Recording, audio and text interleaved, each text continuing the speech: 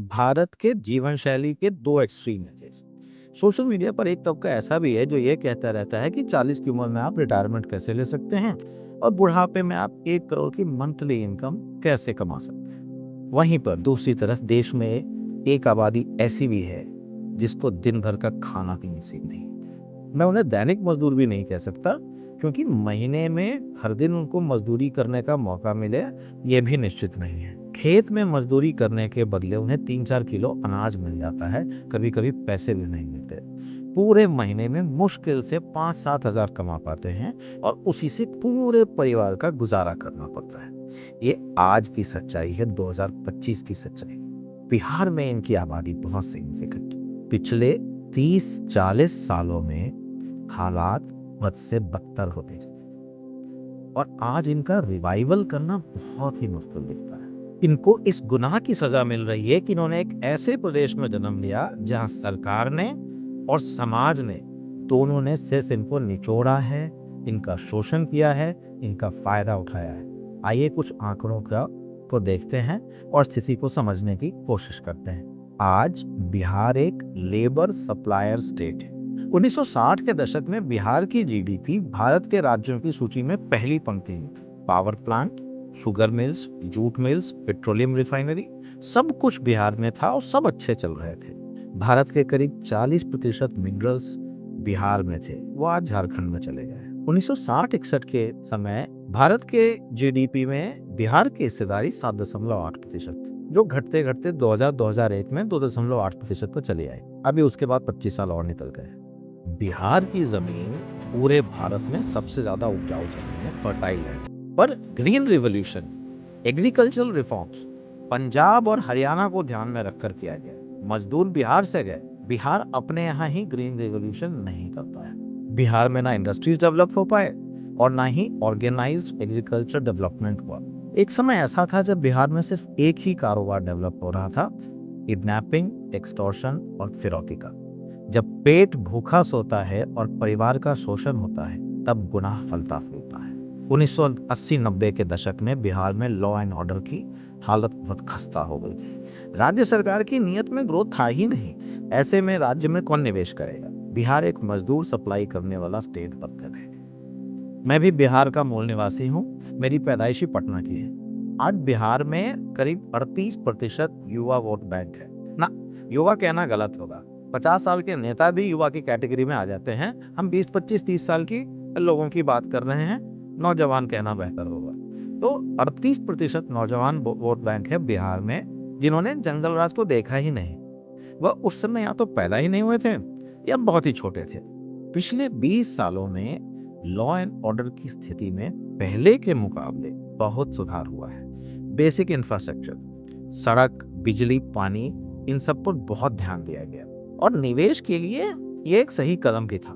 पर स्थिति इतनी भयावह हो चुकी है कि किसी भी सरकार के लिए रिवाइवल कर पाना बहुत ज्यादा मुश्किल है। सरकार की नीयत और पॉलिसी रिफॉर्म्स के बिना कुछ नहीं हो सकता। उससे भी ज्यादा जरूरी, जिसे ठीक करना मुझे असंभव सा लगता है, हम बिहारियों के सोचने का तरीका। हमें लगता है कि राजनीति हमारे खून में है। सच तो यह है कि राजनेताओं ने सिर्फ हमारा शोषण किया, पूंजी छीन ली गई, जमीन छीन लिया गया, जीने का अधिकार छीन लिया गया और प्रताड़ित बिहारी को इसका एहसास भी नहीं है। जहां दूसरे राज्य विकास को नया आयाम दे रहे हैं, वहीं बिहार का युवा सरकारी नौकरी के आगे सोच ही नहीं पाता है।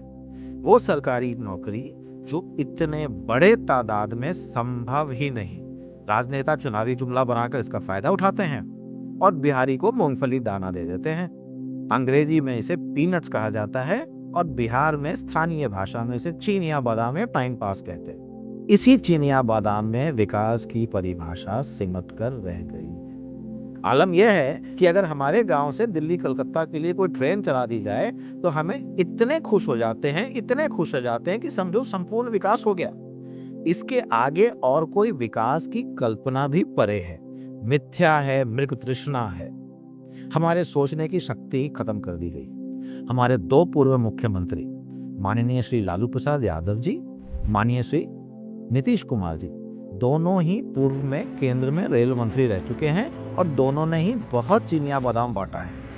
सवाल यह भी है कि हालात और सरकार को कोसने के अलावा और किया भी क्या जा सकता है। जरा मंथन करते हैं। निवेश मंथन। रोटी, कपड़ा और मकान इंसान की बुनियादी जरूरतें हैं। भारत की सबसे ज्यादा उपजाऊ जमीन है बिहार। यहाँ का किसान अपना पेट पालने के लिए, खेतों में मजदूरी करने के लिए दूसरे राज्य जाता है। बिहार के युवा नेता माननीय श्री चिराग पासवान जी केंद्र में मिनिस्ट्री ऑफ फूड प्रोसेसिंग के कैबिनेट मिनिस्टर, क्या वो अपने मंत्रालय के अंतर्गत बिहार के लिए कुछ नहीं कर सकते हैं? बिहार में फूड प्रोसेसिंग यूनिट्स की तो अपार संभावना है और सफलता के चांसेस भी बहुत अच्छे हैं। कपड़े तो हम सभी पहनेंगे। दूसरे राज्य के बने हुए कपड़े बिहार में बिक जाते हैं और बिहारी दूसरे राज्यों में इन्हीं कपड़ों को बनाने के लिए मजदूरी करने जाते हैं। क्या बिहार कपड़ों के क्षेत्र में आत्मनिर्भर नहीं हो सकता है?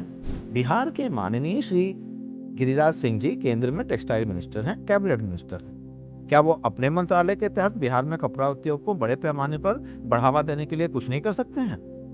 वर्तमान स्थिति में बिहार में बड़े उद्योग लगा पाना संभव नहीं है, खास तौर तक तब तक तो बिल्कुल ही नहीं जब तक लॉ एंड ऑर्डर दूसरे राज्यों के मुकाबले सामान्य नहीं हो जाते। पर क्या लघु उद्योगों को बेहतर नहीं किया जा सकता? कॉटेज इंडस्ट्रीज को नहीं बढ़ा सकते? बिहार के ही माननीय श्री जीतन राम मांझी केंद्र में एमएसएमई मिनिस्टर हैं, सूक्ष्म और लघु उद्योग मंत्रालय। मैं फिर कहता हूँ, सरकार की नीयत और पॉलिसी रिफॉर्म्स के बिना कुछ नहीं हो सकता। पर यह तो बहुत दूरगामी है। पता नहीं चुनाव के परिणाम क्या होगा, पता नहीं किसकी सरकार बनेगी, तब तक एक आम आदमी क्या करे? बहुत जटिल सवाल है और कोई सीधा जवाब नहीं है। मेरे हिसाब से दो बातें बहुत जरूरी है। पहला, जात पात पर लड़ना छोड़कर चीनिया बादाम के टाइम पास से ऊपर उठकर तरक्की को सही मायने में सोचना शुरू करना होगा।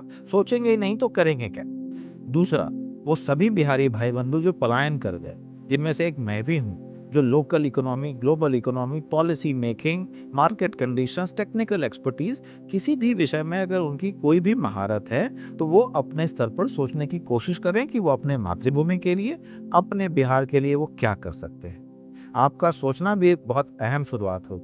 मैंने मार्क्सअप शुरू किया है जिसका एक लक्ष्य भारतीय परिवेश में बिहारी युवाओं को जागृत करना भी है।